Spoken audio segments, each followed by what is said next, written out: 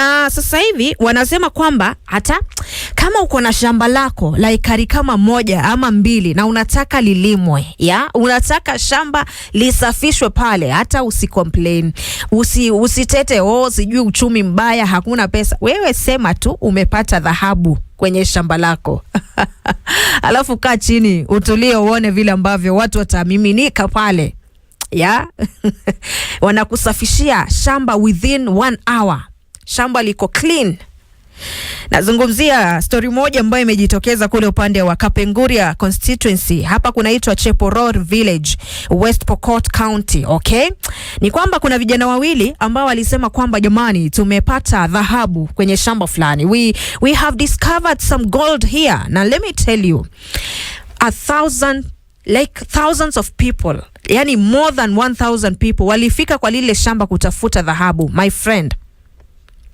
Yani within no time watu walikuwa wamemiminika pale. Kuna hadi wengine nasikia walitoka Uganda. You can imagine. Imagine unatangaza tu ni kama hapa nimepata dhahabu. Alafu kidogo watu wanakuja pale, shamba linasafishwa. Alafu si unajua mchezo wa town, shauri yako. Wewe ukiambiwa na mtu kwamba amepata gold, uende ukalime shamba la wenyewe, ni shauri yako. Lakini manze, yani ni kama watu wako na wanahitaji hela. Watu wanahitaji haya madini ili at least waweze kujipatia kitu. Kwa sababu you can imagine, vijana tu wawili wamesema kwamba tumepata gold mahali, alafu watu wakamiminika pale. Yani ungedhani ni kwamba kuna sijui, of course the price ni dhahabu. Ndio maana unasikiaga kwani ni ya gold, kwani ni dhahabu.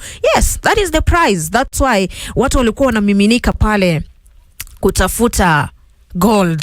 Imagine.